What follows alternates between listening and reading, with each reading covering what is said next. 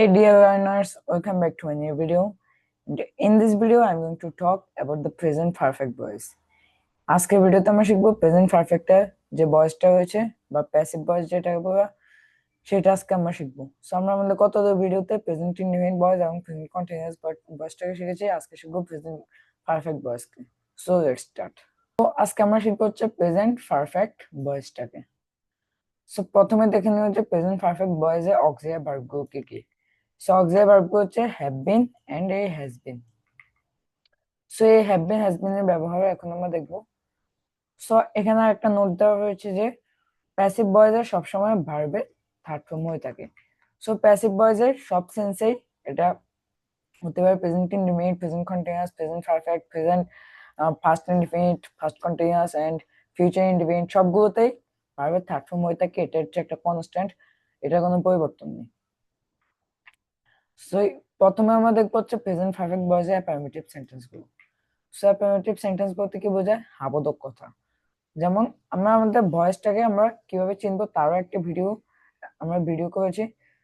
So ভয়েসটাকে চেনার উপায় হচ্ছে বাক্যে যখন আপনি কাজটা কে করেছে তার কোনো কথা উল্লেখ করা থাকবে না, বা কাজটা কে করেছে তার জানা নেই, সো সেটাকে আমরা প্যাসিভ ভয়েস হিসেবে ধরতে পারি।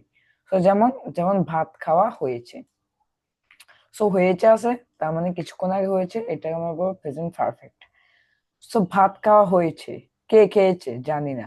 সো আপনি যদি ভার্বকে যদি কে দিয়ে প্রশ্ন করেন তাহলে কিন্তু আপনি কোনো উত্তর পাবেন না। যে ভাত খাওয়া হয়েছে, ভার্ব হচ্ছে খাওয়া, সো কে ভাত খেয়েছে জানি না। সো যখন কোনো উত্তর পাবেন না তখনই এটা হচ্ছে প্যাসিভ ভয়েস। এটা হচ্ছে প্যাসিভ ভয়েস চেনার উপায়। সো ভাত খাওয়া হয়েছে, এটা হচ্ছে একটা হাবোধক কথা। আর শেষে দেখেন হয়েছে আছে। আমরা আমাদের টেন্সে কি শিখেছি? যদি যেমন আমি ভাত খেয়েছি, সো খেয়েছি কিছুক্ষণ আগে কাজটা করেছি, সেখানে সেম হয়েছে কিছুক্ষণ আগে কাজটা হয়েছে। সো সেক্ষেত্রে এগুলোকে আমরা বলবো প্রেজেন্ট পারফেক্ট। আর যেহেতু এখানে কাজটা কে করেছে তা দেওয়া নেই, দ্যাটস এটাই বলবো আমরা প্যাসিভ ভয়েস। সো ইংরেজি কিভাবে করবো? এটা একটা অ্যাফার্মেটিভ সেন্টেন্স। এর ইংরেজি করতে হবে, আমাদের এই স্ট্রাকচারটা ফলো করতে হবে। স্ট্রাকচার দেওয়া আছে subject plus have been has been plus ভার্বের third form plus object. So এখন আমরা এই স্ট্রাকচারটা যদি বসে তাহলে ভাত খাওয়া হয়েছে। এখন এখানে সাবজেক্টটাকে আমরা কিভাবে নির্ধারণ করবো? আমরা প্যাসিভ ভয়েসে সাবজেক্ট নির্ধারণ করার উপায়টা হচ্ছে ভার্বকে আপনি কি দিয়ে প্রশ্ন করতে হবে, কি দিয়ে। সো আমরা টেন্সে শিখেছি যে ভার্বকে কে দিয়ে প্রশ্ন করে আমরা সাবজেক্ট পাবো, কিন্তু এই প্যাসিভ ভয়েসের ক্ষেত্রে আপনি ভার্বকে কি দিয়ে প্রশ্ন করতে হবে, কি দিয়ে প্রশ্ন করে আপনি সাবজেক্ট পেয়ে যাবেন। যেমন ভাত খাওয়া হয়েছে, এখানে ভার্ব কোনটা? খাওয়া। সো কি খাওয়া হয়েছে? ভাত খাওয়া হয়েছে। ভাত হচ্ছে এখানে সাবজেক্ট। সো ভাত ইংরেজি হচ্ছে রাইস, রাইস আমরা বসালাম সাবজেক্ট হিসেবে, এই সাবজেক্ট বসালাম। এন্ড দেন এখন হ্যাভ বিন হ্যাজ বিন, দুইটার থেকে যে কোনো একটা বসাতে হবে। সো কিভাবে বুঝবেন কোনটা বসবে? সো আমরা নাম্বার পার্সন ভিডিওতে আমরা কোনটা কোন নাম্বার কোনটা কোন পার্সন তাও শিখেছি। So first person singular plus second person singular plus and third person plural ক্ষেত্রে যে হ্যাভ বিন আর থার্ড পার্সন সিঙ্গুলার আসে হ্যাজ বিন। সো আমরা সকলে জানি রাইস হচ্ছে একটা থার্ড পার্সন সিঙ্গুলার নাম্বার, সেক্ষেত্রে আমরা এখানে হ্যাজ বিন বসাবো। সো হ্যাজ বিন বসালাম এন্ড দেন ভার্বের থার্ড ফর্ম বসাতে হবে সবসময়। সো খাওয়া হচ্ছে ভার্ব, এর ইংরেজি হচ্ছে ইট, আর থার্ড ফর্ম হচ্ছে ইটেন। সাবজেক্ট আমাদের নেই, দ্যাটস ওয়াই বসাই। সো ভাত খাওয়া হয়েছে, রাইস হ্যাজ বিন ইটেন। এখন দেখবো নেগেটিভ। নেগেটিভটা কিরকম? শুধু বাংলা বাক্যে না যুক্ত হয়ে যায়, ইংরেজি বাক্যে অক্সিলারি ভার্বগুলোর সাথে শুধু নট যুক্ত হয়ে যায়। সো বাংলা বাক্যে আমরা শিখেছি যে ভাত খাওয়া হয়েছে, কিন্তু নেগেটিভে অ্যাফার্মেটিভে শিখেছি যে ভাত খাওয়া হয়েছে, আর নেগেটিভে এসে হয়ে যাবে কি ভাত খাওয়া হয়নি। শুধু নেগেটিভ নাটা যুক্ত হয়ে যাবে ভাত খাওয়া হয়নি, আর ইংরেজি বাক্যে হ্যাভ এর সাথে নট যুক্ত হয়ে যাবে, আর বিনটা বিনের মতোই থাকবে। সে হ্যাভ এর সাথে নট যুক্ত হয়ে হ্যাভেন্ট হয়েছে, আর হ্যাজ এর সাথে নট যুক্ত হয়ে হ্যাজেন্ট হয়েছে। সো ভাত খাওয়া হয়নি, এই ইংরেজি করতে হবে, প্রথমে আমাদের সাবজেক্ট বসাতে হবে। সেখানে আমরা সাবজেক্ট পাবো ভাত। ভাত হচ্ছে সাবজেক্ট, বসালাম রাইস। এন্ড দেন এটা যেহেতু একটা থার্ড পার্সন সিঙ্গুলার নাম্বার, সেক্ষেত্রে আমরা হ্যাজেন্ট বিন বসাবো। সো হ্যাজেন্ট বিন বসালাম এন্ড দেন ভার্বের থার্ড ফর্ম বসাতে হবে ইটেন, বসালাম এন্ড দেন অবজেক্ট কিছু নেই, দ্যাটস অল বসাইনি। সো ভাত খাওয়া হয়নি, রাইস হ্যাজেন্ট বিন ইটেন। তো এখন দেখবো interrogative affirmative sentence. Interrogative affirmative সেন্টেন্সটা কিরকম? এগুলো হচ্ছে হাবোধক কথা, হাবোধক প্রশ্ন। হাবোধক প্রশ্ন কিরকম? যেমন যে ভাত কি খাওয়া হয়েছে, ভাত কি খাওয়া হয়েছে, এগুলো কিন্তু ইয়েস নো কোশ্চেন। সেটা একটা অ্যাফার্মেটিভ বাক্য, দ্যাটস এদেরকে আমরা বলবো ইয়েস কোয়েশ্চেন। সো ভাত কে খাওয়া হয়েছে এর ইংরেজি কিভাবে করবো? আমরা যে স্ট্রাকচারটা ফলো করি তার প্রথমে আমাদের হ্যাভ, তারপরে সাবজেক্ট এন্ড দেন বিন বসাতে হবে, তারপরে ভার্বের third form and then object বসাতে হবে। সো আমাদের হ্যাভ এন্ড হ্যাজটাকে বসাতে হবে। সো সেটা বসানোর আগে প্রথমে আমাদের ফার্স্ট প্রায়োরিটি হচ্ছে সাবজেক্ট নির্ধারণ করা। সবসময় মনে রাখবেন যে বাক্যে সবসময় প্রথমে যদি অক্সিলারি ভার্ব আপনার থেকে বসাতে হয় তাহলে প্রথমে ফার্স্ট প্রায়োরিটি হচ্ছে আপনাদের সাবজেক্টটাকে প্রপারলি নির্ধারণ করতে হবে। সাবজেক্ট যদি আপনি প্রপারলি নির্ধারণ করতে পারেন তাহলে কিন্তু আপনি কোন সাবজেক্টটা কোন পার্সন কোন নাম্বারের অধীনে সে অনুযায়ী আপনি অক্সিলারি ভার্বটাকে বসাতে পারবেন। সো আপনার ফার্স্ট প্রায়োরিটি হচ্ছে সাবজেক্টটা নির্ধারণ করা। সো আমরা এখানে প্রথমে সাবজেক্ট নির্ধারণ করবো এন্ড দেন আমরা হ্যাভ যে কোনো একটা বসাতে পারবো। সেখানে আমরা সাবজেক্ট নির্ধারণ করবো হচ্ছে ভাত। সো ভাত যেহেতু একটা থার্ড পারসন সিঙ্গুলার নাম্বার, সেক্ষেত্রে আমরা এখানে হ্যাজ বসাতে পারবো।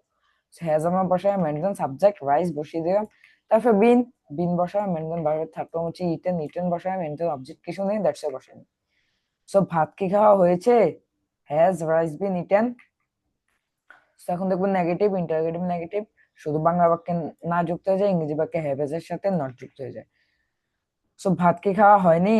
সো ইংরেজি করতে হবে প্রথমে আমাদের হ্যাভেন্ট এন্ড হ্যাজেন্ট বসাতে হবে। তার আগে সাবজেক্ট নির্ধারণ করতে হবে। সাবজেক্ট নির্ধারণ করবো ভাত। ভাত হচ্ছে থার্ড পারসন সিঙ্গুলার নাম্বার, সেক্ষেত্রে আমরা হ্যাজেন্ট বসাতে পারবো। হ্যাজেন্ট বসালাম এন্ড দেন সাবজেক্ট বসালাম রাইস, বসালাম এন্ড দেন ভার্বের থার্ড ফর্ম হচ্ছে খাওয়া, ইংরেজি হচ্ছে ইট, আর থার্ড ফর্ম হচ্ছে ইটেন বসালাম এন্ড দেন অবজেক্ট আমাদের কিছু নেই, দ্যাটস আমরা অবজেক্ট বসাইনি। এখন দেখবো WS affirmative sentence. WS affirmative question কিরকম?